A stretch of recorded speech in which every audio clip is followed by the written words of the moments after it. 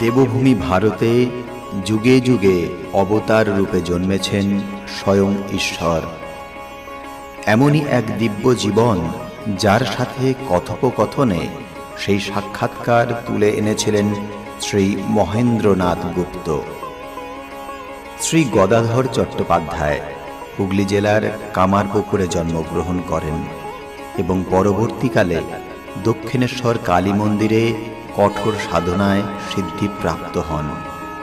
তার নাম হয় শ্রী শ্রী রামকৃষ্ণ পরমহংস।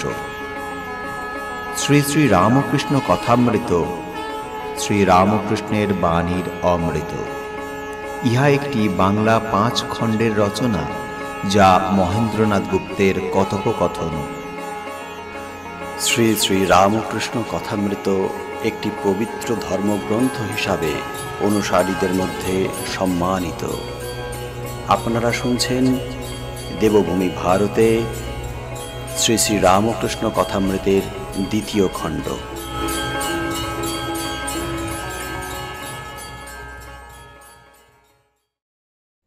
দ্বিতীয় পরিচ্ছেদ। শ্রীরামকৃষ্ণ বলিলেন, সাধন বড় দরকার, তবে হবে না কেন? ঠিক বিশ্বাস যদি হয় তাহলে আর বেশি খাটতে হয় না। গুরু বাক্যে বিশ্বাস। ব্যাসদেব যমুনা পার হবেন, গোপীরা এসে উপস্থিত। গোপীরাও পার হবে, কিন্তু খেয়া মিলছে না। গোপীরা বললে, ঠাকুর এখন কি হবে? ব্যাসদেব বললেন, আচ্ছা তোদের পার করে দিচ্ছি, কিন্তু আমার বড় খিদে পেয়েছে, কিছু আছে? গোপীদের কাছে দুধ, ক্ষীর, নবনী অনেক ছিল, সমস্ত ভক্ষণ করলেন। গোপীরা বললেন, ঠাকুর পারের কি হলো? ব্যাসদেব তখন তীরে গিয়ে দাঁড়ালেন, বললেন, হে যমুনে, যদি আজ কিছু খেয়ে না থাকি তোমার জল দুভাগ হয়ে যাবে, আর আমরা সব সেই পথ দিয়ে পার হয়ে যাব। বলতে না বলতে জল দুধারে সরে গেল। গোপীরা অবাক, ভাবতে লাগলো, উনি এই মাত্র এত খেলেন, আবার বলছেন যদি আমি কিছু না খেয়ে থাকি।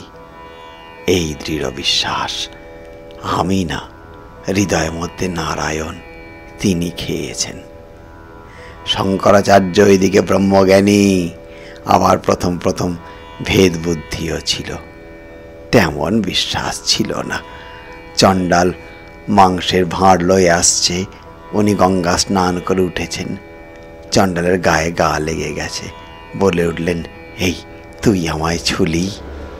চণ্ডাল বললে, ঠাকুর তুমিও আমায় ছো নাই, আমিও তোমায় ছুঁই নাই। যিনি শুদ্ধ আত্মা, তিনি শরীর নন, পঞ্চভূত নন, চতুর্বিংশতি তত্ত্ব নন। তখন শঙ্করাচার্যের জ্ঞান হয়ে গেল। জড়ভরত রাজা রঘুগণের পালকি বহিতে বহিতে যখন আত্মজ্ঞানের কথা বলতে লাগলো, রাজা পালকি থেকে নিচে এসে বললে, তুমি কে গো? জড়ভরত বললেন, আমি নেতি নেতি শুদ্ধ আত্মা। একেবারে ঠিক বিশ্বাস, আমি শুদ্ধ আত্মা। আমি শুদ্ধ আত্মা, এটি জ্ঞানীদের মত। ভক্তেরা বলে এসব ভগবানের ঐশ্বর্য। ঐশ্বর্য না থাকলে ধনীকে কে জানতে পারত? তবে সাধকের ভক্তি দেখে তিনি যখন বলবেন, আমিও যা তুইও তা, তখন এক কথা। রাজা বসে আছেন, খানসামা যদি রাজার আসনে গিয়ে বসে আর বলে, রাজা তুমিও যা আমিও তা, তাহলে লোকে পাগল বলবে। তবে খানসামার সেবাতে সন্তুষ্ট হয়ে রাজা একদিন বলেন, ওরে তুই আমার কাছে বস, ওতে দোষ নাই, তুইও যা আমিও তা। তখন যদি সে গিয়ে বসে, তাতে দোষ হয় না গো, তাতে দোষ হয় না। সামান্য জীবেরা যদি বলে আমি সেই, সেটা ভালো না। জলেরই তরঙ্গ, তরঙ্গের কি জল হয়? কথাটা এই, মন স্থির না হলে যোগ হয় না। যে পথেই যাও, মন যোগীর বশ, যোগী মনের বশ নয়। মন স্থির হলে বায়ু স্থির হয়, কুম্ভক হয়। এই কুম্ভক ভক্তি জগতেও হয়, ভক্তিতে বায়ু স্থির হয়ে যায়। নিতাই আমার মাতা হাতি, নিতাই আমার মাতা হাতি। এই কথা বলতে বলতে যখন ভাব হয়ে যায়, তখন সব কথাগুলো বলতে পারে না, কেবল হাতি হাতি, তারপরে শুধু হা। ভাবে বায়ু স্থির হয়, কুম্ভক হয়। একজন ঝাঁট দিচ্ছে, একজন লোক এসে বললে, ওগো অমুক নেই, মারা গেছে। যে ঝাঁট দিচ্ছে তার যদি আপনার লোক না হয়, সে ঝাঁট দিতে থাকে আর মাঝে মাঝে বলে, আহা তাই তো গা, লোকটা মারা গেল, বেশ ছিল। এদিকে ঝাঁটাও চলছে। আর যদি আপনার লোক হয়, তাহলে ঝাঁটা হাত থেকে পড়ে যায় আর এই বলে বসে পড়ে। তখন বায়ু স্থির হয়ে গেছে, কোনো কাজ বা চিন্তা করতে পারে না। মেয়েদের ভিতর দেখা নাই, যদি কেউ অবাক হয়ে একটা জিনিস দেখে বা একটা কথা শুনে, তখন অন্য মেয়েরা বলে, তোর ভাব লেগেছে না কি লো? এখানেও বায়ু স্থির হয়েছে, তাই অবাক হয়ে হাঁ করে দেখতে থাকে।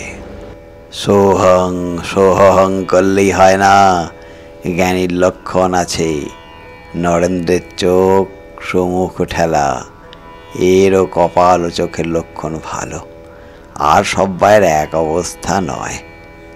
জীব 4 প্রকার বলেছে, বদ্ধ জীব, মুমুক্ষ জীব, মুক্ত জীব আর নিত্য জীব। সকলকেই যে সাধন করতে হয় তাও নয়। নিত্য সিদ্ধ আর সাধন সিদ্ধ। কেউ অনেক সাধন করে ঈশ্বরকে পায়, কেউ জন্ম অবধি সিদ্ধ। যেমন প্রহ্লাদ। হোমা পাখি আকাশেতে থাকে, ডিম পাড়লে ডিম পড়তে থাকে, পড়তে পড়তেই ডিম ফুটে, ছানাটা বেরিয়ে আবার পড়তে থাকে। এখনও এত উঁচু যে পড়তে পড়তে পাখা ওঠে। যখন পৃথিবীর কাছে এসে পড়ে, পাখিটা দেখতে পায়, তখন বুঝতে পারে যে মাটিতে লাগলে চুরমার হয়ে যাবে। তখন একেবারে মার দিকে চোঁচা দৌড় দিয়ে উড়ে যায়। কোথায় মা, কোথায় মা? প্রহ্লাদ আদি নিত্য সিদ্ধের সাধন ভজন পরে। সাধনের আগে ঈশ্বর লাভ। যেমন লাউ কুমড়োর আগে ফল, তারপরে ফুল। রাখালের বাপের দিকে চাহিয়া বলিলেন, নিজ বংশেও যদি নিত্য সিদ্ধ জন্মায়, সে তাই হয়, আর কিছু হয় না। ছোলা বিষ্ঠা করে পড়লে ছোলা গাছই হয়। তবে তিনি কারুকে বেশি শক্তি, কারুকে কম শক্তি দিয়েছেন। কোনোখানে একটা প্রদীপ জ্বলছে, কোনোখানে একটা মশাল জ্বলছে। বিদ্যাসাগরের এক কথায় তাকে চিনেছি, কত দূর বুদ্ধির দৌড়। যখন বললুম শক্তি বিশেষ, তখন বিদ্যাসাগর বললে, মহাশয়, তবে তিনি কি কারুকে বেশি, কারুকে কম শক্তি দিয়েছেন? আমি অমনি বললুম, তা দিয়েছেন বই কি। শক্তি বেশি কম না হলে তোমার এত নাম হবে কেন? তোমার বিদ্যা, তোমার দয়া, এইসব শুনে তো আমরা এসেছি, নাকি গো? তোমার তো 2টো শিং বেরোয় নাই। বিদ্যাসাগরের এত বিদ্যা, এত নাম, কিন্তু কাঁচা কথা বলে ফেললে। তিনি কি কারুকে বেশি শক্তি, কারুকে কম শক্তি দিয়েছেন? কি জানো, জালে প্রথম প্রথম বড় বড় মাছ পড়ে, রুই কাতলা। তারপর জেলেরা পাঁকটা পা দিয়ে ঘেঁটে দেয়, তখন চুনো, পুঁটি, পাঁকাল এইসব মাছ বেরোয়। একটু দেখতে দেখতে ধরা পড়ে। ঈশ্বরকে না জানলে ক্রমশ ভিতরে চুনিপুটি বেরিয়ে পড়ে। শুধু পণ্ডিত হলে কি হবে?